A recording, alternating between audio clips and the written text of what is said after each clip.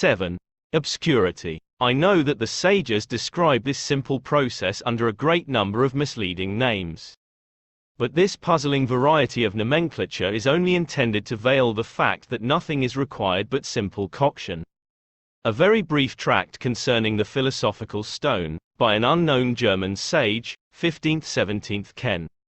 Alchemy, real alchemy, has, with this book as the first exception, always been written of obscurely, using metaphors, allegories and even outright lies.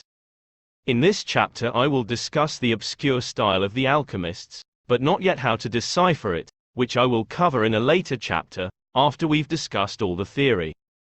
Here's a fun fact for you: the word gibberish refers to the alchemical writings of an alchemist known as Geber. Because alchemical writing is so difficult to understand, it became a word to mean anything unintelligible. The most popular trick used by the alchemists was to call things by different names. This was quite necessary to keep the secret, since there is only one ingredient and one process. The alchemists therefore used hundreds of different words for explaining the same thing. But in their defense, they did write that they were doing this, so the reader should have known that the writing was a riddle and know that they must decipher it.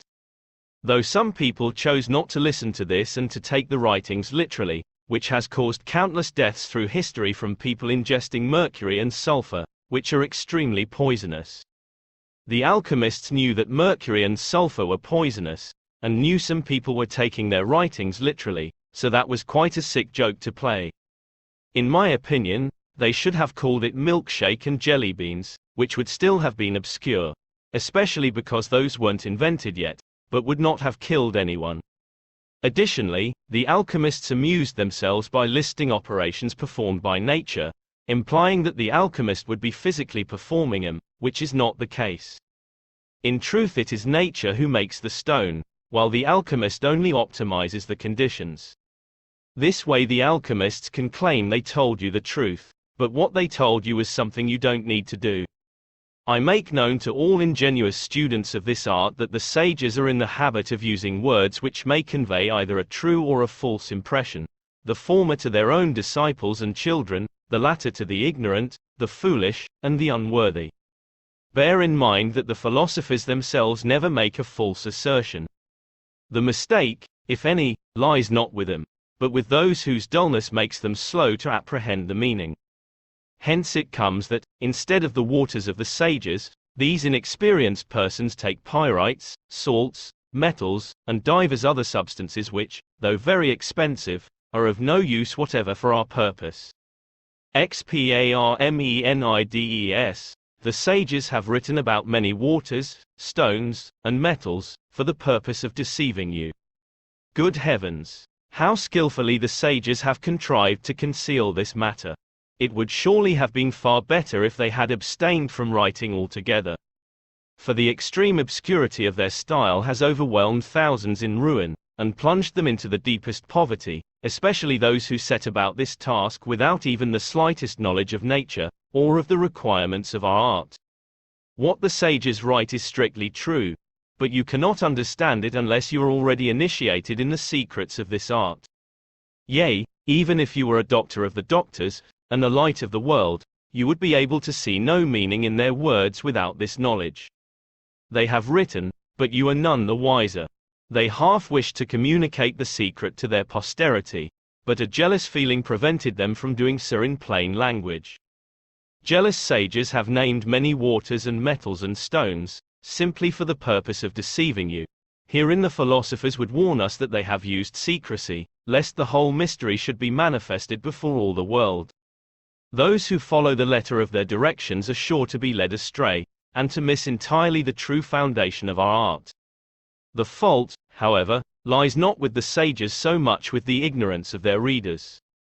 We may justly wonder that the sages who have written about this most precious and secret art, have thought it necessary to invent so many occult and allegorical expressions, by means of which our art is concealed not only from the unworthy, but from earnest and diligent students of the truth.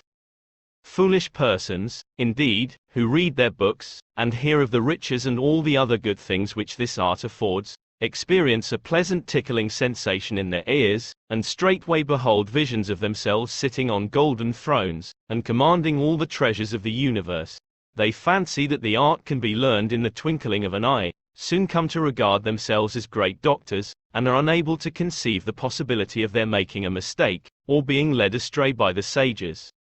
Much less are they aware that it has always been the custom of the philosophers to conceal the fundamental facts of this art, and to reveal them to their own sons and disciples only in sententious allegorical sayings.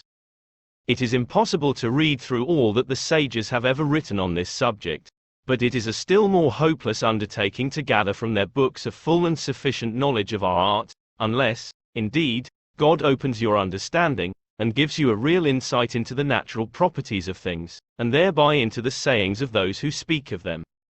For it is nature alone that accomplishes the various processes of our art, and a right understanding of nature will furnish you with eyes wherewith to perceive the secrets thereof. The Glory of the World, or Table of Paradise, by Anonymous, 1526 AD. On reading the alchemical books, you will come across strange allegories, metaphors, and symbols. Don't think that the fancy words mean anything special.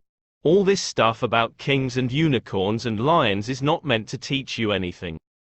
It does have a meaning. The different objects represent different materials at certain stages of the process, but this only means something if you already understand how to make the stone.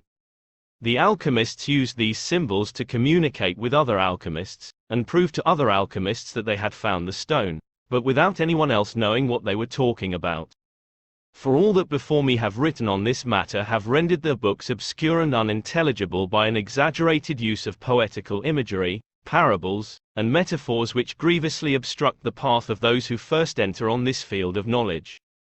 This is the reason that a beginner, who strives to put their precepts into practice, only loses his trouble and his money, as is daily seen. Hermes, Rhasis, Geber, Avicenna, Merlin, Hortolanus, Democritus, Maurienus, Bacon, Raymond, Aristotle, and many others, have concealed their meaning under a veil of obscurity.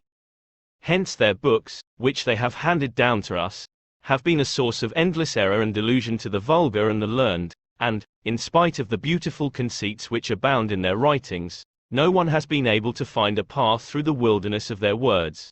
Yea, many have been reduced to despair.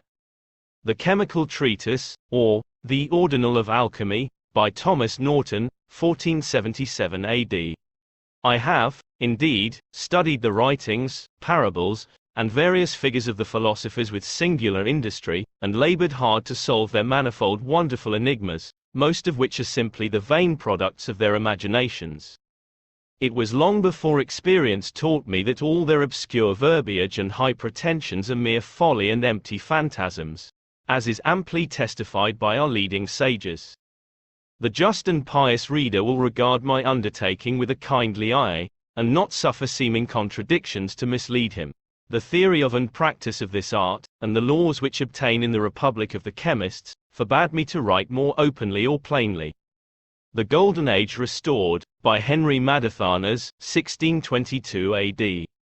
A further problem is that not all alchemical books are written by people who understand alchemy. Since the vast majority of people have no understanding of it, they can't tell the true alchemists from the fakes. What makes this even worse is when real alchemists themselves write lies and deliberately mislead the reader. So before the beginner can even start trying to interpret the writings, he has to try to work out which ones are honest and which are not. This is not too difficult to determine, at least I had no problem with it. But then what causes more confusion is when a real alchemist writes partly the truth, but then makes an outright lie to throw you off course again, after they've already gained your trust.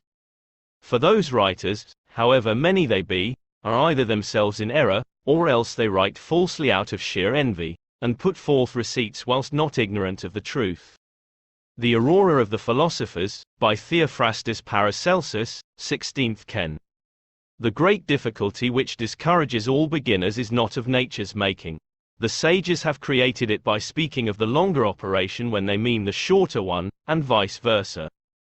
An open entrance to the closed palace of the king, by an anonymous sage and lover of truth, 1645 AD. They are ignorant mechanics who, not having skill and brains enough for an honest trade, must needs meddle with our art, and, of course, soon lose all they possess. Others, again, are only just less ignorant than these persons.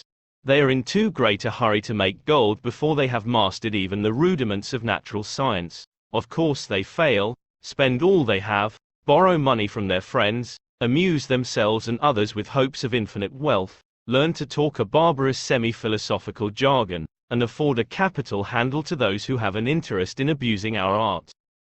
Again, there are others who really have a true knowledge of the secret, but who grudge others the light which has irradiated their own path, and who therefore write about it in hopelessly puzzling language, which the perplexed beginner cannot possibly understand.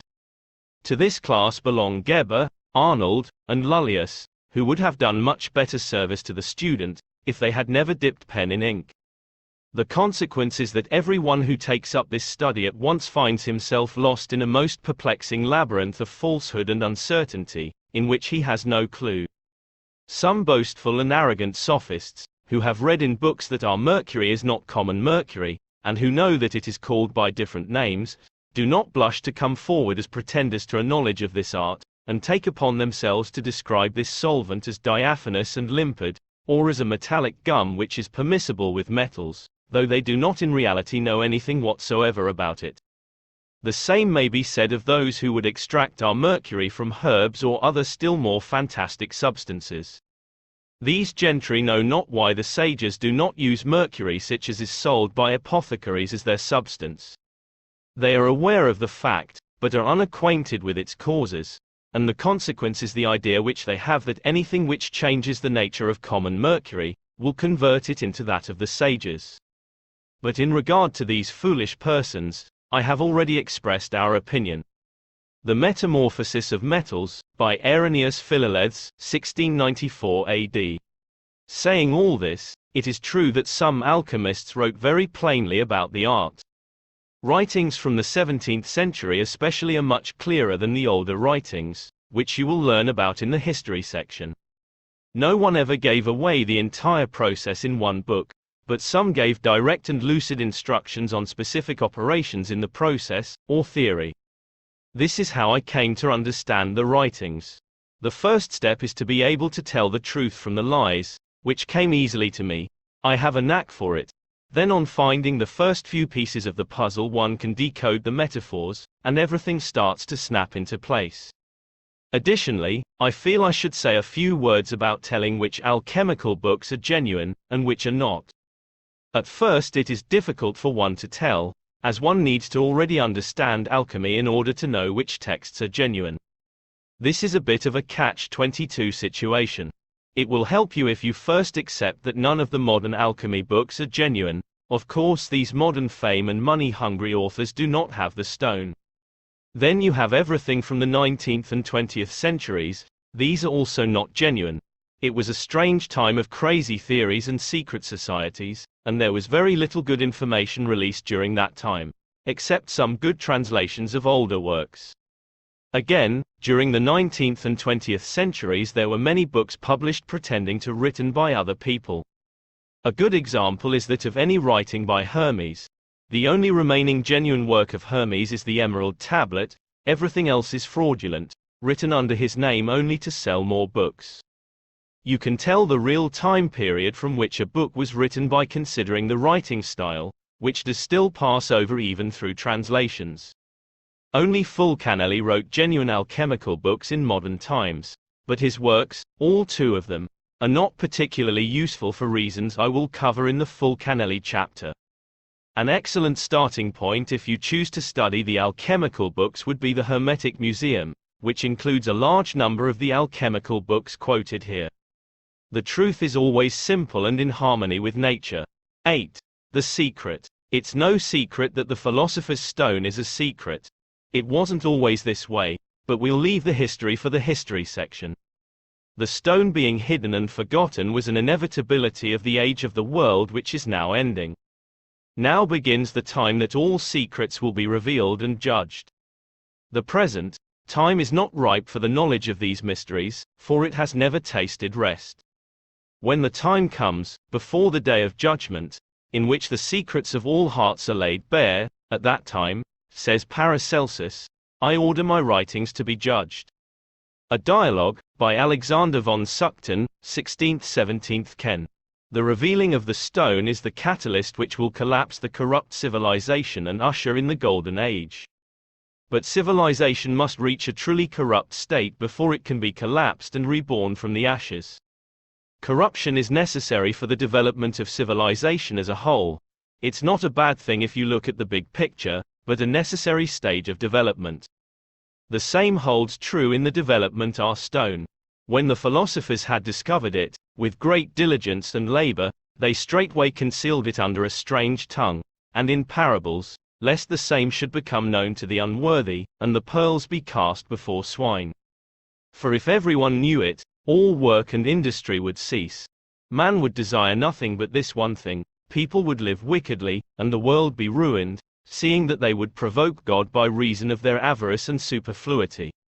For eye hath not seen, nor ear heard, nor hath the heart of man understood what heaven hath naturally incorporated with this spirit.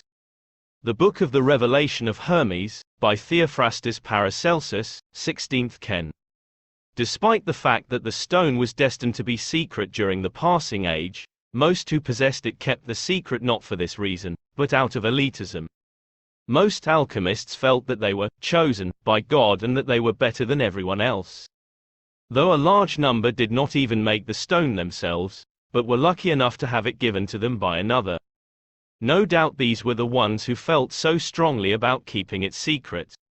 Races also in the book, The Light of Lights, reports, for if I should explain all things according to what they are, there would be no further occasion of prudence, but the fool would be made equal to the wise man.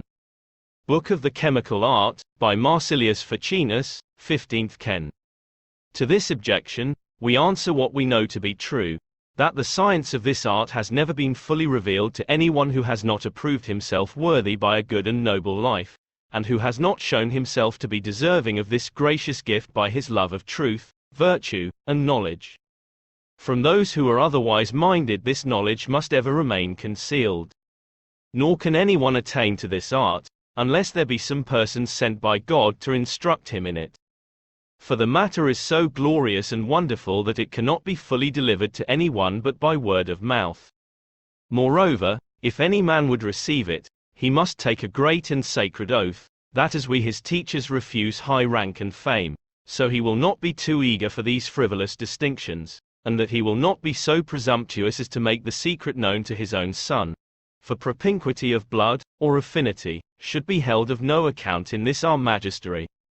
Nearness of blood, as such, does not entitle anyone to be let into the secret, but only virtue, whether in those near to us or in strangers. Therefore you should carefully test and examine the life, character, and mental aptitude of any person who would be initiated in this art, and then you should bind him, by a sacred oath, not to let our magistery be commonly or vulgarly known. Only when he begins to grow old and feeble, tired of life, he may reveal it to one person, but not to more, and that one man must be virtuous, and generally approved by his fellows. For this magistery must always remain a secret science, and the reason that compels us to be so careful is obvious. If any wicked man should learn to practice this art, the event would be fraught with great danger to Christendom. For such a man would overstep all bounds of moderation, and would remove from their hereditary thrones those legitimate princes who rule over the peoples of Christendom. And the punishment of this wickedness would fall upon him who had instructed that unworthy person in our art. In order, then, to avoid such an outbreak of overweening pride, he who possesses the knowledge of this art, should be scrupulously careful how he delivers it to another, and should regard it as the peculiar privilege of those who excel in virtue. For all the authors who deal with this subject write about it in obscure language, and not one of them declares it plainly. Nay, they beseech God to remove them suddenly out of this world, if they ever write books about the grand secret. For many of them have been fearful of committing to paper more than was right about this science, and not one of them has given more than 1 or 2 plain hints respecting it. They did not write with the object of divulging their secret to the world, but in an obscurely elusive style, in order that they might be able to recognize those who understood their meaning as brothers and fellow adepts. Hence you must not be content with reading only one book, but you should study a variety of authors, because, according to the learned Arnold, one book opens up the understanding of another. The same thought is expressed by the learned Anaxagoras, who testifies that if a man will not take the trouble of reading many books, he can never attain to a practical knowledge of our art. The Chemical Treatise, or The Ordinal of Alchemy, by Thomas Norton, 1477 AD. It was not all fun and games for the alchemists. A lot of them were very paranoid, and perhaps rightly so, as some people would do anything to get the stone. Fear was a good reason to keep quiet. No doubt the gentle reader has learned by the works of Sendivogius that whenever he sheathed himself openly to the powerful, he went in constant fear of his life. Experience teaches that many philosophers who gave no thought to their personal safety have been killed and deprived of their tincture by greedy and powerful robbers. And it stands to reason that anyone going about with a great treasure in his hand must fall a prey to brigands. Sendivogius concealed his name by an anagram. Thus also a short time ago another philosopher and brother of the Golden Cross, whose real name has long been familiar to me, concealed it beneath an anagram, and made himself known to his friends by an enigmatical designation. Why then should I place myself at the mercy of this impure world? The Golden Tract concerning the Stone of the Philosophers, by an anonymous German philosopher, 16th-17th Ken. So long as the secret is possessed by a comparatively small number of philosophers, their lot is anything but a bright and happy one. Surrounded as we are on every side by the cruel greed and the prying suspicion of the multitude, we are doomed, like Cain, to wander over the earth homeless and friendless. Not for us are the soothing influences of domestic happiness. Not for us the delightful confidences of friendship. Men who covet our golden secret pursue us from place to place, and fear closes our lips, when love tempts us to open ourselves freely to a brother. Thus we feel prompted at times to burst forth into the desolate exclamation of Cain, "Whoever finds me will slay me." Yet we are not the murderers of our brethren. We are anxious only to do good to our fellow men. But even our kindness and charitable compassion are rewarded with black ingratitude that cries to heaven for vengeance. It was only a short time ago that, after visiting the plague-stricken haunts of a certain city, and restoring the sick to perfect health by means of my miraculous medicine, I found myself surrounded by a yelling mob, who demanded that I should give to them my elixir of the sages, and it was only by changing my dress and my name, by shaving off my beard and putting on a wig, that I was enabled to save my life, and escape from the hands of those wicked men. And even when our lives are not threatened, it is not pleasant to find ourselves, wherever we go, the central objects of human greed. I know of several persons who were found strangled in their beds, simply because they were suspected of possessing this secret, though, in reality, they knew no more about it than their murderers. It was enough for some desperate ruffians, that a mere whisper of suspicion had been breathed against their victims. Men are so eager to have this medicine that your very caution will arouse their suspicions, and endanger your safety. Again, if you desire to sell any large quantity of your gold and silver, you will be unable to do so without imminent risk of discovery. The very fact that anyone has a great mass of bullion for sale would in most places excite suspicion. This feeling will be strengthened when people test the quality of our gold, for it is much finer and purer than any of the gold which is brought from Barbary, or from the Guinea coast. And our silver is better even than that which is conveyed home by the Spanish silver fleet. If, in order to baffle discovery, you mix these precious metals with alloy, you render yourself liable, in England and Holland at least, to capital punishment. For in those countries no one is permitted to tamper with the precious metals, except the officers of the mint, and the licensed goldsmiths. I remember once going, in the disguise of a foreign merchant, to a goldsmith's shop, and offering him £600 worth of our pure silver for sale. He subjected it to the usual tests, and then said, "This silver is artificially prepared." When I asked him why he thought so, his answer was, "I am not a novice in my profession, and know very well the exact quality of the silver which is brought from the different mines. When I heard these words I took myself away with great secrecy and dispatch, leaving the silver in the hands of the goldsmith. On this account, and by reason of the many and great difficulties which beset us, the possessors of this stone, on every side, we do elect to remain hidden, and will communicate the art to those who are worthily covetous of our secrets, and then mark what public good will befall. An open entrance to the closed palace of the king, by an anonymous sage and lover of truth, 1645 AD. But there were a good number of alchemists who did want to reveal the stone to the world. Alas, they didn't due to the vow they were made to promise by the alchemists who helped them find the stone, and because some of them knew that the time was not right. It is both customary and right, O Licinius, that those who have accomplished anything worth mentioning in any art or science should make known their discoveries to the world, in order that mankind at large may be benefited by them. Freely ye have received, freely give. What is the use of concealed diamonds, or a hidden treasure, to the world? What is the use of a lighted candle if it be lighted under a bushel? It is the innate selfishness of the human heart which makes these persons seek a pious pretext for keeping this knowledge from mankind. The New Pearl of Great Price, by Peter Bonus, 1338 AD. XLIV. Alexander. The good need not remain concealed on account of the bad men that might abuse it. For God rules over all, according to his divine will. The Glory of the World, or Table of Paradise, by Anonymous, 1526 AD. I account myself unworthy to speak of so great a mystery, yet I may say, without any self-glorification, that, through the grace of God, I have made greater progress in this magistery than most. And I consider it as my duty not to hide the talent which my Lord and Master, the great and good God, has committed to my unworthy keeping. God gives this art to the sincere and good, nor can the world purchase it with all its gold. The vulgar know nothing of this mystery, for if any man be impious, he seeks the stone in vain. He who holds it in silence dwells where he would, and fears neither accidents, nor thieves, nor any evil. For this reason this sacred gift is granted to few. It is in the hands of God, and he gives it to whomsoever he will.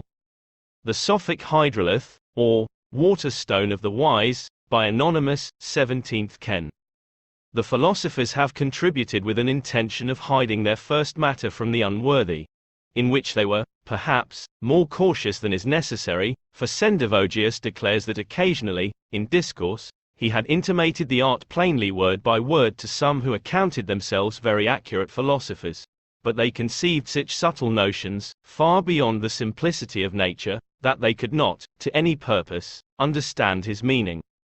Wherefore, he professes little fear of its being discovered but to those who have it according to the good pleasure and providence of the Most High. The philosophers have hitherto industriously kept that a profound secret, some out of selfish disposition, though otherwise good men.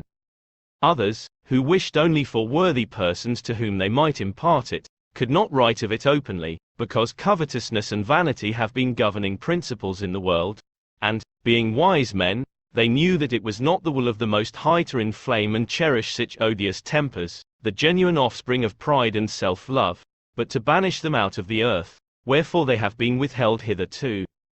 But we, finding no restraint on our mind in that respect, shall declare what we know, and the rather because we judge the time is come to demolish the golden calf, so long had in veneration by all ranks of men, insomuch that worth is estimated by the money a man possesses, and such is the inequality of possessions that mankind are almost reducible to the rich, who are rioting in extravagance, and the poor, who are in extreme want, smarting under the iron hand of oppression. Now the measure of inequality among the rich hastens to its limit, and the cry of the poor is come before the Lord, who will give them to eat till they shall be satisfied. Hereafter the rich shall see the vanity of their possessions when compared with the treasures communicated by this secret, for the riches it bestows are a blessing from God, and not the squeezing of oppression. Besides, its chief excellence consists in making a medicine capable of healing all diseases to which the human body is liable, and prolonging life to the utmost limits ordained by the Creator of all things. There want not other reasons for the manifestation of the process, for skepticism has gone hand in hand with luxury and oppression. On the Philosopher's Stone, by Anonymous, 12th-17th Ken. 9. Yin-Yang. The alchemists agree that the stone develops and operates from the combination of female, yin, and male, yang, principles.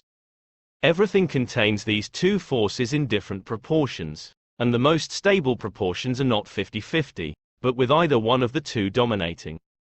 This is why the Philosopher's Stone comes in two forms: the red stone, male, and the white stone, female.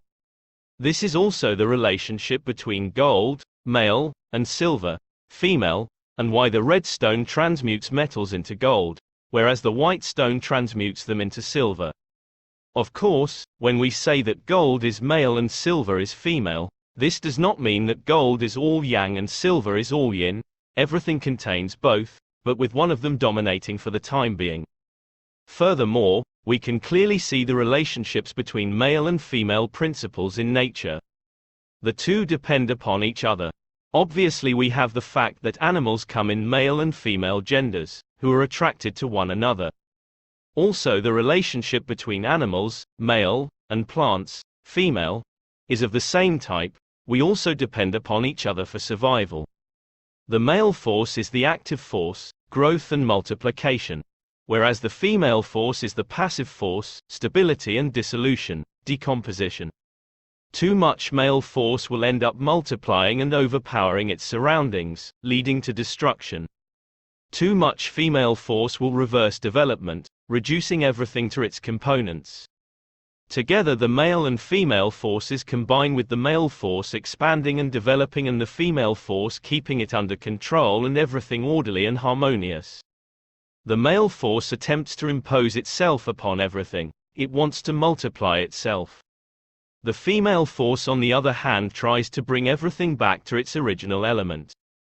It is the female force that allows for rebirth by encouraging reduction and decomposition back into the original element, supporting and nourishing this for the task of the male, which is to encourage growth, development and multiplication.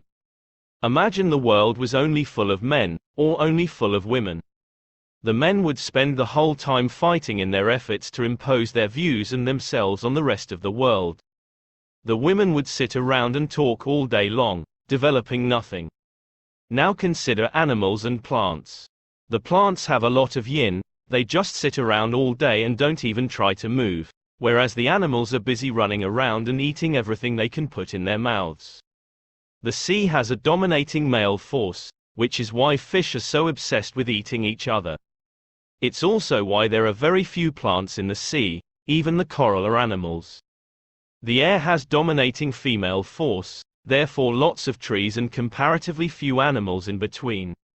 The genders are one manifestation of the yin-yang principle, but on a more fundamental level it is these two forces constantly pulling back and forward against each other in a tug of war, and so create the cycles of nature. Yin-yang is polarity. We live in a universe of opposites. The cycles we see in nature are all due to the polarity of our universe, and it is these cycles, caused by yin-yang, which themselves cause growth and development of all things, from the atom to the whole universe itself. The Philosopher's Stone also develops from the yin-yang principle of polarity. In the natural development of the stone, and therefore everything else, the dominating principle moves to and fro, from yin to yang and back, in the form of evaporation and condensation, sun and rain. In this way the stone develops to higher and higher degrees of perfection. In the vegetable world, grass and trees are actuated by yin and yang. They could not grow in the absence of either one of these two forces. At the beginning, yang dominates and is indicated by the budding of green leaves. Then, after the development of the blossoms, yin, destructive, follows. This principle of the Tao of constancy has long been the common practice of nature, but how many can understand the principle of Chen Yuan, true spring, which can alter this process of nature? I advise all of you who wish to learn Tao not to begin your work before you understand the principle of yin and yang. Wu Chen Pian, Essay on the Understanding of Truth, by Changpo Tuan, 1078 AD, Chinese. This gold is our male, and it is sexually joined to a more crude white gold, the female seed. The two together being indissolubly united, constitute our fruitful hermaphrodite. The two, the passive and active principle, combined we call our hermaphrodite. An open entrance to the closed palace of the king, by an anonymous sage and lover of truth, 1645 AD. The male without the female is looked upon as only half a body, nor can the female without the male be regarded as more complete. For neither can bring forth fruit so long as it remains alone. But if the two be conjugally united, there is a perfect body, and their seed is placed in a condition in which it can yield increase. The 12 Keys, by Basilius Valentinus, 15th Ken.